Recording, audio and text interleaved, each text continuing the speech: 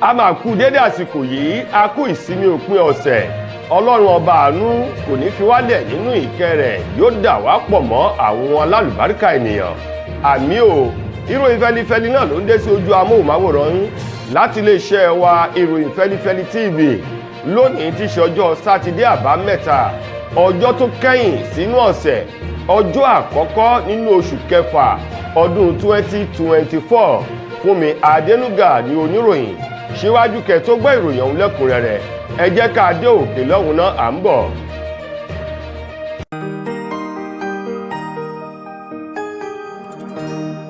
Ìròyìn Feli-feli TV, àjààbálẹ̀ làwọn ìròyìn ti wà, máa wò lóòrèkóòrè.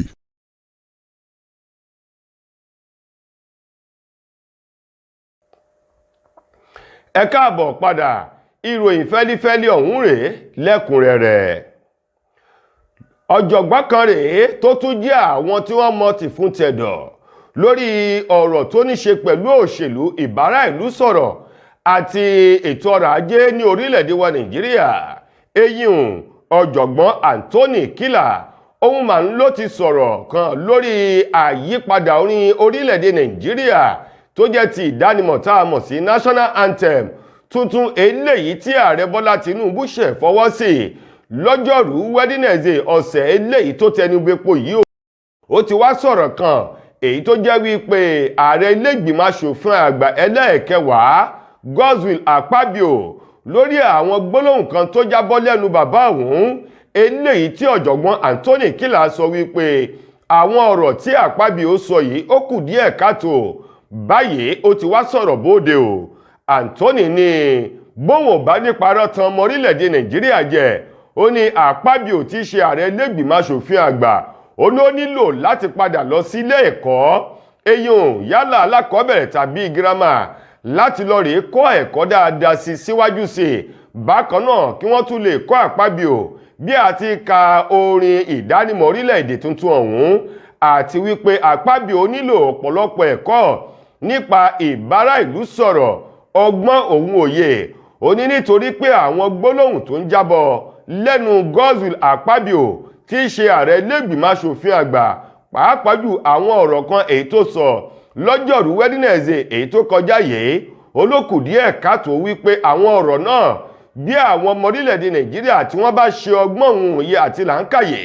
lórí ọ̀rọ̀ ọ̀hún, ó lè dá rògbòdìyàn sílẹ̀, àti wípé òun wo Akpabio bẹ́ni tó nílò ọgbọ́n òye ti ilé ẹ̀kọ́ girama tàbí alákọ̀ọ́bẹ̀rẹ̀. Nípa ìdí èyí, ọ̀jọ̀gbọ́n Toni ó ní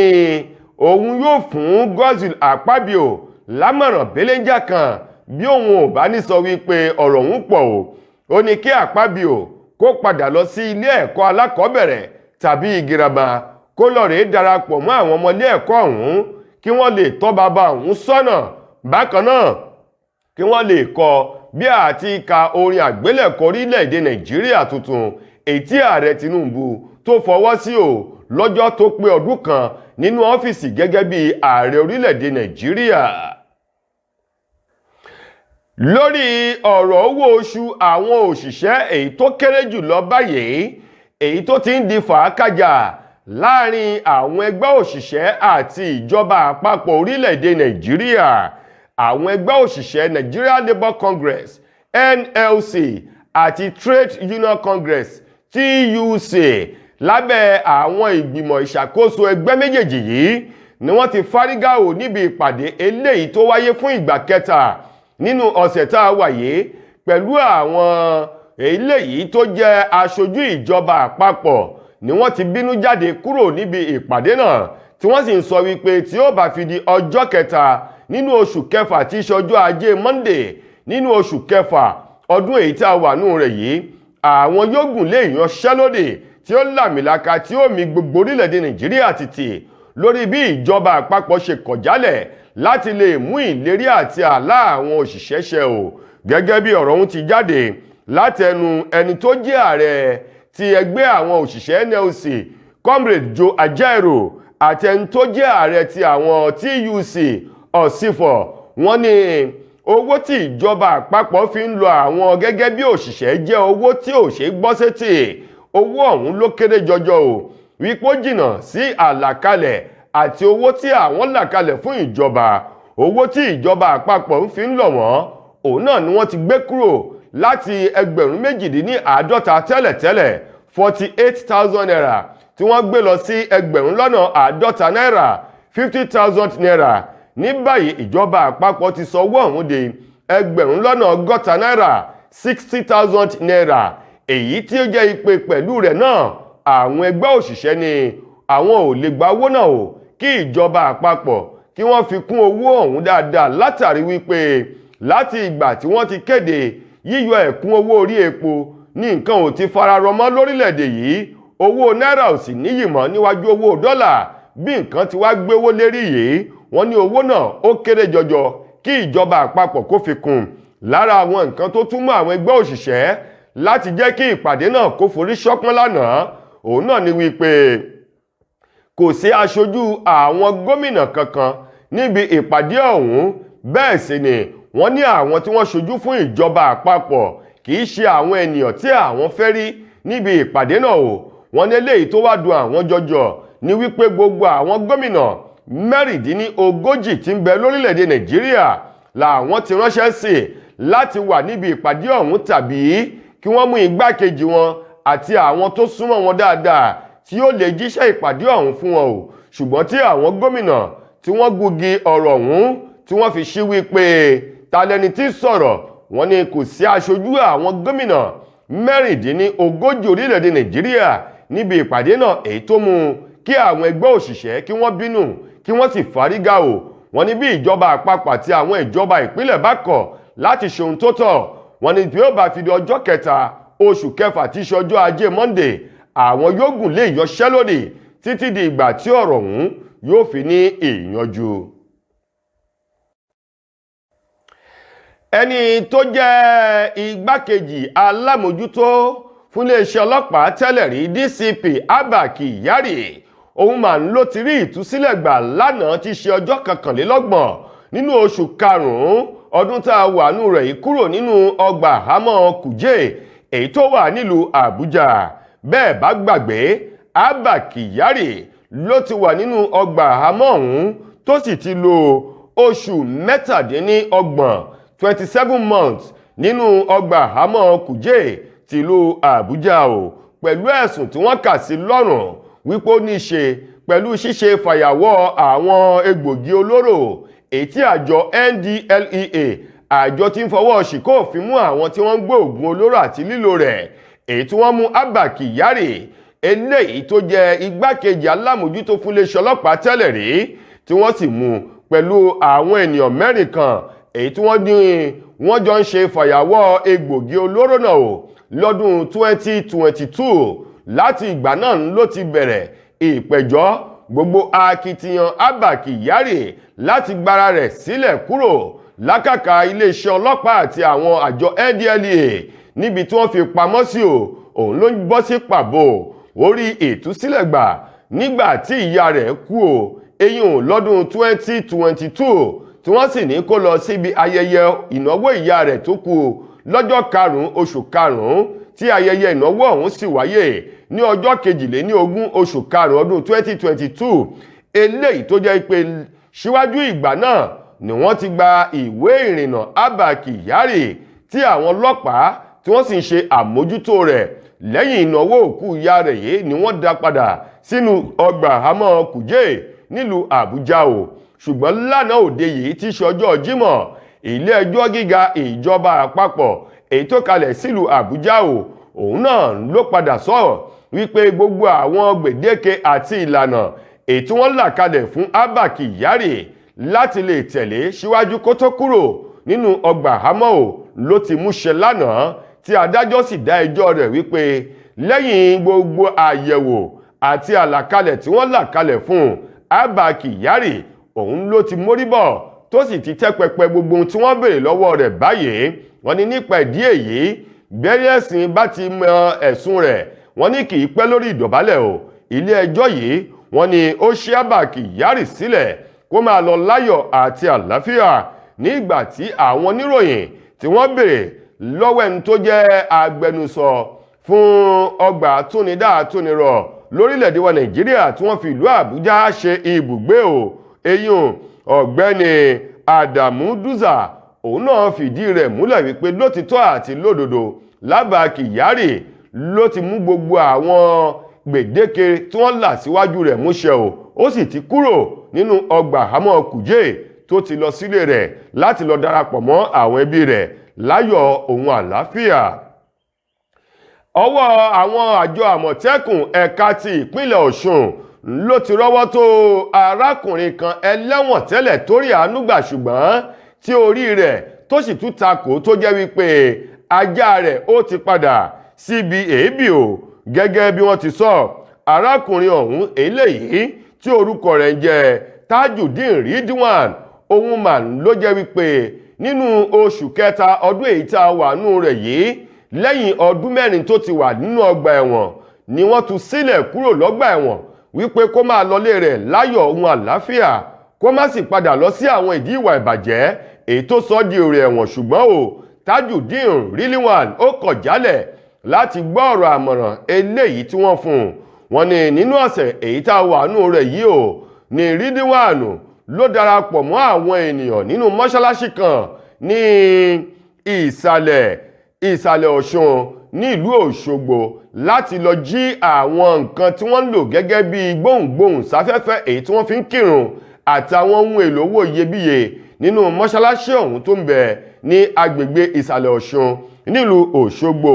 Wọ́n ní lẹ́yìn tó darapọ̀ mọ́ àwọn olùjọ́sìn tí wọ́n kírun tán ní ìdájí lòun náà farabalẹ̀ bẹ́ni tí ń bá Ọlọ́run sọ̀rọ̀ nígbòdì wípé ọwọ́ pa ẹsẹ̀ pa ní Ridwan ló bẹ̀rẹ̀ sí ní tú àwọn gbohùngbohùn àtàwọn ohun èlò tí wọ́n fi ń kírun nínú mọ́ṣáláṣí ọ̀hún tó ń kó sínú àpò èyí tí ọ̀kan nínú àwọn olùjọ́sìn tí wọ́n kófìrí rẹ̀ tí wọ́n sì pariwo lé lórí èyí tí wọ́n fà lé àwọn àjọ Àmọ̀tẹ́kùn lọ́wọ́. Tajudeen Ridwan ti ṣẹni 30 ọdún 30 years òun mà lájà rẹ̀ ló ti padà síbi èébì báyìí. Àwọn Àmọ̀tẹ́kùn ní gẹ́rẹ́ tí ìwádìí wọn bá parí wọ́n ó tún tarí rẹ̀ padà lọ sílé ẹjọ́. Ọgbà ẹ̀wọ̀n tó ti kúrò níbi oṣù méjì sẹ́yìn yóò tún padà síbẹ̀ láti tẹ̀síwájú ilé bàbá ọmọ kì í bọ́mọ lẹ́rù wọléwọlé ni orin tí wọn yóò kọ fún un gẹ́gẹ́ bí ìròyìn bó ti gbé jáde. látijọ́ aláyé ti dáyé lọ́kọ́ tí ń solówó orí aya tájọṣepọ̀ wọn sì jẹ́ gbádùn òun fa ìfẹ́. Tẹ́rẹ̀ ìgbádùn lọ́kọláya bá ti ń bọ́ ságídé kásáyàn òfàǹfẹ́ láàrin wọn dò ní yọ̀bẹ̀kẹ́ tọkọ ò lè gòkè lọ́wọ́ déré tọkọ wa ń ṣe súkẹ́súkẹ́ lórí aya Orísun ló yẹ ká padà sí ká tọ́jú ara wa pẹ̀lú S2 herbal bitters fátẹ̀kan lẹ̀ gbọ̀ngbọ̀ngbọ̀n ká kó lẹ́gbẹ́ àwọn tí ń bẹ̀bẹ̀ fàyà lórí ibùsùn S2 herbal bitters 100% herbal tí ò lọ́tí kankan nínú pẹ̀lú oúnjẹ NAFDAC S2 herbal bitters ilé-iṣẹ́ S2 ultimate holistic spiritual herbal remedy international limited ló ṣe 002 Park Street First Avance Junction Ọ̀lẹ́yọ̀ Ìbàdàn Ọ̀yọ́ State ó wà lọ́pọ̀ yanturu ní 1825 Olúyọ̀lé shopping complex New Garage Ìbàdàn ẹ ti lè ríra ní Lasorat Royal Plaza Asunlẹ̀ Junction off Akala Express Ìbàdàn Ọ̀yọ́ State. Fún ìkúnrẹ́rẹ́ àlàyé síwájú sí tàbí tẹ́yìn gan bá fẹ́ jẹ́ alágbàtà fún wa ẹ pè tàbí ká WhatsApp wa lórí +234 704 079 0153 tàbí ká kàn sí +234 806 400 0204. Bákan náà ni ẹ lè kàn sí abroad line wa lórí +353 894 982 845. ẹ mọ́ gbàgbé wípé ìlera lóògùn ọrọ̀ tó fi já sí wípé ẹ ti lè kàn sí iléeṣẹ́ S2 herbal mixture fún ìtọ́jú àwọn àìsàn míì lóníran bíi ìfúnpá gíga diabetes low sperm count ìdákọ́lẹ̀ arthritis bone fat blood cleansing rheumatism infertility àti èyíkéyìí àìsàn tó bá ń bá yín fúnra nínú ara. S2 herbal bitters ó dára fún ìgbádùn ọkùnrin àtobìnrin. Ìjọba àpapọ̀ orílẹ̀-èdè wa Nàìjíríà tó ń ti àwọn ẹgbẹ́ àti àjọ ètò ń rí sí ṣíṣe àyẹ̀wò ọ̀fínkínítò nínú sinimá àgbéléwò síwájú kí wọ́n tó gbé sí ìta gbangba fún àwọn olólùfẹ́ wọn láti rà ni wọ́n ti ń gbà lérò báyìí láti fi òpin sí àwọn ààyè sinimá tí ó máa ṣe àfihàn ṣíṣe ògùn owó fífa àwọn ohun bíi igbó sìgá àti mímu àwọn ògùn olóró nínú àwọn sinimá gbogbo. Ìjọba àpapọ̀ tí wọ́n ní àwọn ó ṣeéṣe o lẹ́yìn àwọn ìpàdé ńlá kan èyí tí wọ́n ṣe níbi tí àwọn lẹ́nu lọ́rọ̀ nínú sinimá àgbéléwò lórílẹ̀‐èdè Nàìjíríà àti èdè Yorùbá àti ti Yorùbá àti ti àwọn ẹ̀yà míì tí wọ́n ti kóra wọn jọ pọ̀ níbi ìdánilẹ́kọ̀ọ́ àti ọ̀rọ̀ àmọ̀ràn ọ̀hún èyí tó wáyé pẹ̀lú àwọn aṣojú ìjọba àpapọ̀ tó ní í ṣe pẹ̀lú àṣà àtìṣe lórílẹ̀‐èdè yìí tí wọ́n ti ń sọ wípé pẹ̀lú bí orílẹ̀‐èdè Nàìjíríà gbé dúró lọ́wọ́ báyìí ìwà ọ̀daràn àti àwọn iṣẹ́ ibi míì èyí tó ń súyọ láwùjọ wọ́n ní ọ̀pọ̀lọpọ̀ àwọn sinimá àgbéléwò tí wọ́n ń wò ní àwọn ọ̀dọ́ ni wọ́n ti ń rí àwọn ẹ̀kọ́ ọ̀hún eléyìí tí ò sì bójúmu o ní báyìí wọ́n ní ó ṣeé ṣe o kí ìjọba àpapọ̀ orílẹ̀-èdè yìí pẹ̀lú àjọ èyí tó ń gbé àwọn sinimá ọ̀hún jáde eyín NFVCS wípé ó ṣeé ṣe kí wọ́n fi òpin sí àwọn ààyè kankan eléyìí tí wọ́n ti ń fa àwọn igbó tí wọ́n sì ti mú àwọn ohun olóró míì tó ń ti oògùn owó ṣíṣe àti àwọn ẹ̀yà míì nínú sinimá eléyìí tó lè lòdì sí àwọn ìwà ọmọlúàbí láwùjọ o ní báyìí wọ́n ní bí wọ́n bá ti fi òpin sí yóò di òfin sí ni o èyíkéyìí sinimá tí wọ́n bá fẹ́ gbé jáde o ni wọ́n yóò ṣe àyẹ̀wò rẹ̀ ọ̀fínkínítò síwájú kí wọ́n tó gbé jáde o níbi ìpàdé náà láti rí àwọn tí wọ́n ń darí sinimá àwọn olùkọ̀tàn àti àwọn olùgbé sinimá jáde àti àwọn lẹ́nu lọ́rọ̀ nínú sinimá àgbéléwò lórílẹ̀‐èdè Nàìjíríà ní ṣíṣe níbi ìpàdé ọ̀hún. tó ẹ̀yin ará ìròyìn fẹ́lifẹ́li kò ní jù báyìí lọ láti ilé-iṣẹ́ wa ìròyìn fẹ́lifẹ́li TV lónìí tí ṣe ọjọ́ sátidé àbámẹ́ta títí dìgbà míì tẹ́tùmọ̀ láǹfààní láti gbọ́tun rìn míì mo gbà á ládùúrà wípé ilé ò ní lé wa ọ̀nà ò ní nà wá Fúnmi Adénúgà lẹ́nu tó múròyàn wá sí ojú amóhùnmáwòrán yín ẹ ṣeun gan ni o.